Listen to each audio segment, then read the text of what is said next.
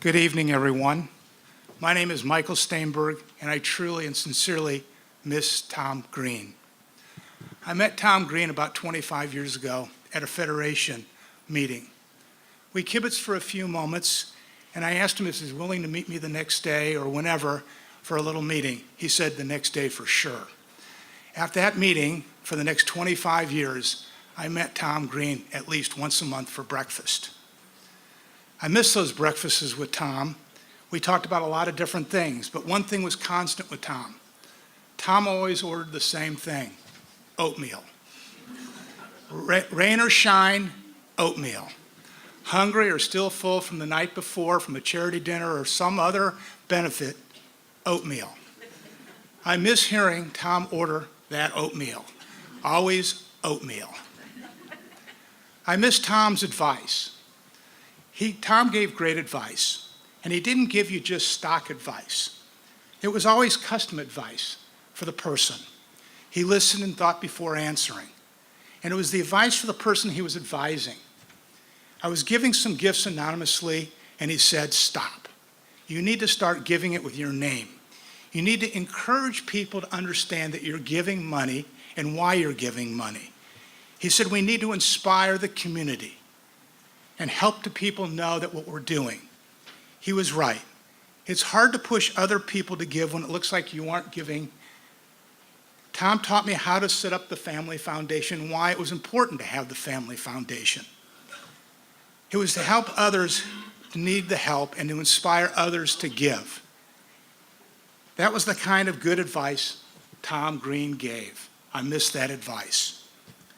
I miss the Tom Green storytelling. Tom was, as Barry mentioned, a brilliant storyteller.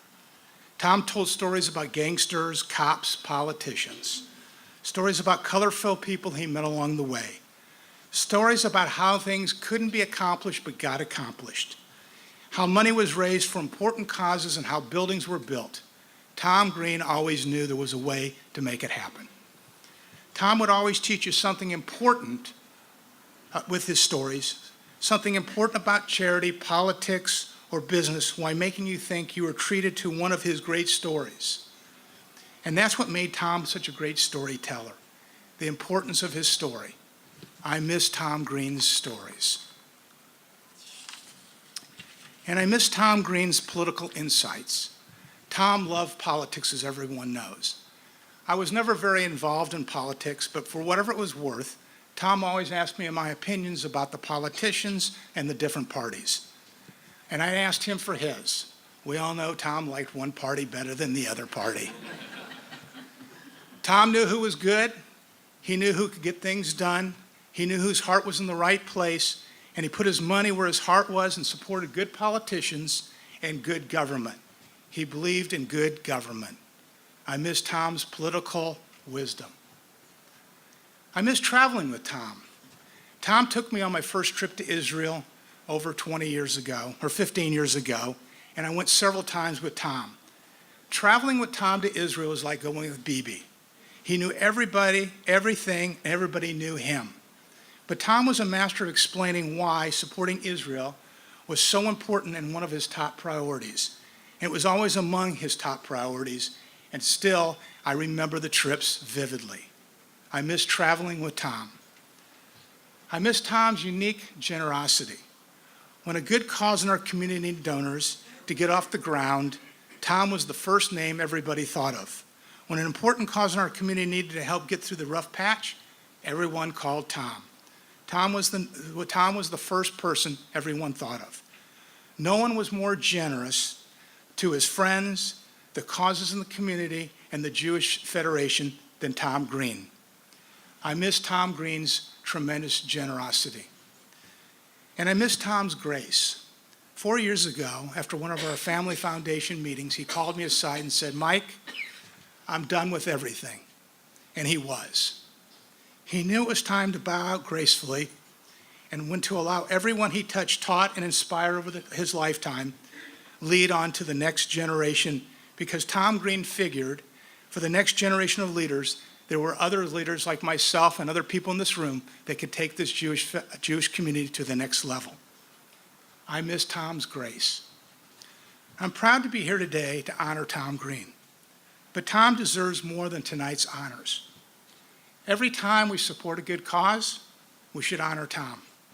Every time we help a friend with advice, loan them money, give them their ear, or whatever we do, we need to honor Tom Green.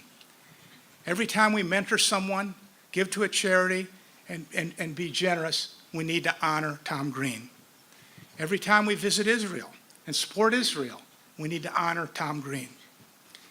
It was my honor to know Tom Green, and it is my solemn commitment tonight to try to make him proud of me every day and honor him every day.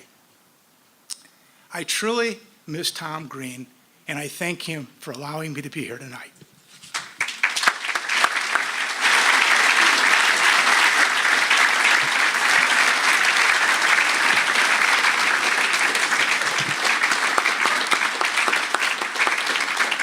As Patty makes her way up to conduct the one act of business that we will begin to conclude the meeting with before the final words from our new board chair, I'd like to call Kathy Green up just for a moment.